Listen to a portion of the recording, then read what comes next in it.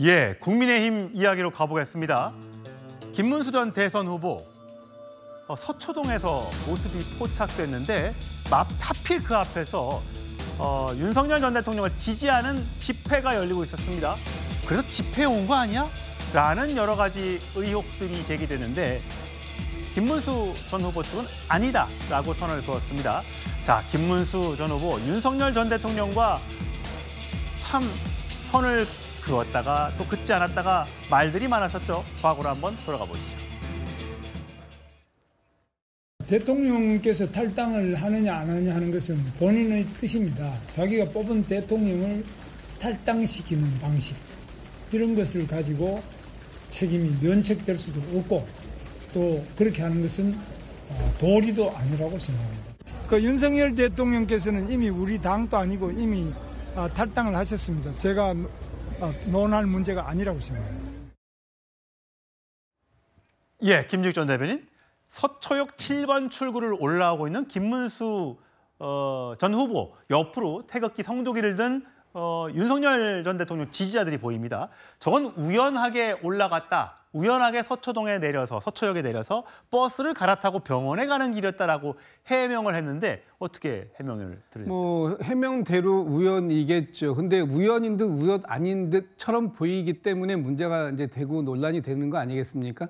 김문수 후보께서 평상시에 윤석열 전 대통령과의 관계를 명확하게 그어섰다면 아마 저 자리는 그냥 병원 가는 길에 계단을 올라가는데 만난 사람들이다라고 얘기할 수 있겠지만 지난 대선 과정 중에서 보여줬던 모습은 그렇지 않았던 부분이 있기 때문에 저 옆에 있는 사람들이 마치 김문수 후보가 윤 어게인 집회에 참여하는 것으로 인식하고 있었던 것처럼 보이게 만들었던 것, 이것도 어차피 어떻게 보면은 김문수 후보가 초래했던 부분일 수도 있겠다라는 생각이 들어서 저것이 이제 우연인 듯 우연 아닌 듯이라고 제가 말씀드렸습니다만 그만큼 지금 김문수 후보의 입장은 아직까지도 명확하지 않다라고 보여지는 겁니다. 앞으로 김문수 후보가 모르겠습니다. 국민의힘의 어떤 당권에 도전할 가능성이 열려 있는지 모르겠습니다만 그렇다면 지금부터라도 김문수 후보는 앞으로 좀 입장은 명확하게 해야 될 필요가 있다. 12.3 비상계엄에 대한 부분도 그렇고 윤석열 전 대통령의 탄핵에 대한 부분도 그렇고 지금 본인이 임명시켜 놓은 김용태 비대위원장이 제시했던 그런 부분들에 대한 본인의 입장도 명확하게 밝힐 필요가 있다라는 부분을 저는 이제 말씀드리고 싶습니다. 최소영 평론가. 아직 김문수 전 후보는 당권에 도전하겠다라는 말을 하지 않았고 뭐 쓰레기통 등등을 언급하면서 그렇게 얘기하는 거는 좀 문제가 있는 것 같다라는 뉘앙스의 발언을 했는데 저렇게 어쨌든 우연의 일치라고 하더라도 저런 장면에 포착이 된다는 것은 그러면 만약에 당권에 도전한다고 가정했을 때 윤심 이런 것들을 안고 가겠다 뭐 그런 뜻으로 해석할 수도 있는 겁니까? 좀 미묘한 사진을 해석하는 제가 룰 하나 말씀드릴게요. 예. 현행 국민의힘 당대표 경선 룰은 당원 80에 민심 20입니다. 당 대선 후보 경선은 당원 50대 여론조사 50인 거 다 많은 분들이 이번 기회에 아시겠지만 지난해 룰, 그러니까 현재까지 현행 국민의힘 당대표 선거 룰은 당원 80에 민심 20입니다. 시사하는 바가 크죠. 제 이 말을 듣고 나면은 많은 분들이 오늘 지금 김진욱 전 대변인 얘기한 것처럼 저게 진짜 스쳐간 건가 스쳐가지 않은 건가에 대한 해석을 좀 나올 수 있으리라고 보는데요. 저는 어쨌든 정치인의 진심을 보려면 그 입을 보지 말고 발을 보라는 말이 있습니다. 김문수 후보의 발이 향한 건 물론 이 병원이었습니다만은 가는 동안에 그 길을 들렀다는 것은 김문수 후보의 마음이 어디 있는지 짐작해 할 수 있습니다. 말씀하신 것처럼 쓰레기통에 내가 왜 들어가겠냐고 얘기하지만 그거 바꿔 말하면 좀 있으면 내가 쓰레기 치우러 들어가겠습니다라고 얘기할 수도 있습니다. 그런 측면에서 지금 모든 건 살아있는 카드가 되는 것 같고요. 김문수 후보의 등판론은 이 김문수 후보가 득표한 41%의 따끈따끈한 국민의 지지가 식기 전에 점점 더 확산될 것 같다는 생각이 듭니다. 예. 그래도 김문수 전 후보의 집에서 낙성대역까지 가서 거기서 지하철을 타고 서초역에 내려서 마을버스로 갈아타고 강남에 있는 한 병원으로 갔다. 그 동선이 굳이 왜 거기로 갔을까? 굳이 집회가 열리고 있는 그 시간에 갔을까라는 걸 놓고 해석이 이제 분분한 건데, 자, 본인이 임명했던 김용태 비대위원장 오늘 기자간담회에서 9월 달에 전당대회를 하도록 준비하겠다. 그 얘기는 나는 물러날 생각이 없다라는 이야기로 들립니다. 오늘 여러 가지 개혁 방안에 대해서 얘기했습니다. 들어보시죠. 따라서 저는 미래 보수의 염원을 담아 당원 당규의 규정에 따라 의원총회의 공론을 거쳐 탄핵 반대 당론 무효화를 추진하겠습니다. 당의 대선 후보를 부당하게 교체하고자 했던 과정의 진상을 규명하고 합당한 책임을 부과하겠습니다.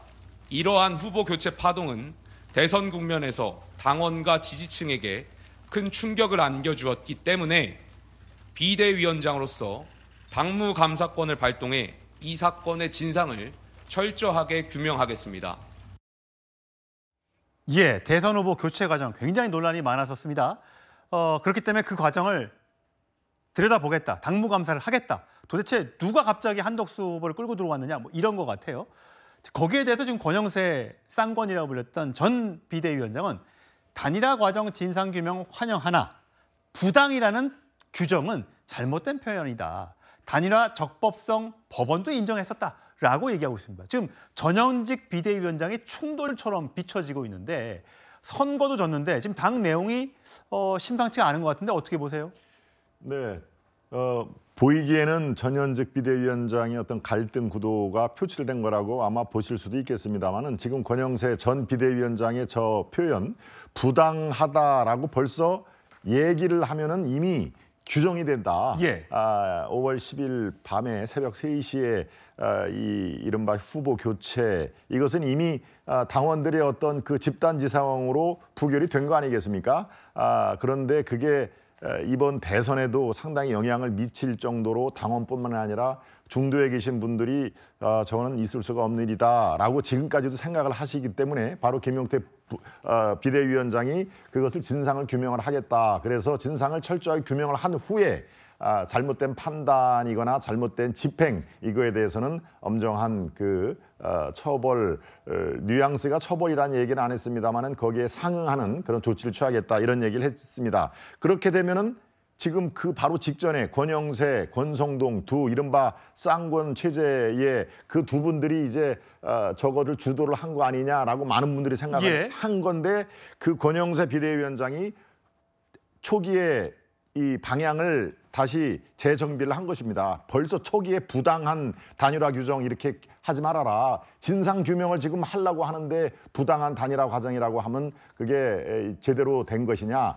이 한덕수의 옹립은 기본적으로 대선을 위한 불가피한 선택이었다. 왜? 여론조사가 항상 자금이라도 조금이라도 더 높게 나왔으니까 그거의 당시의 상황을 필요하면 내가 설명을 다 하겠다라고 하는 그런 취지니까요. 이건 한번 뭐 지켜봐 주시죠. 알겠습니다.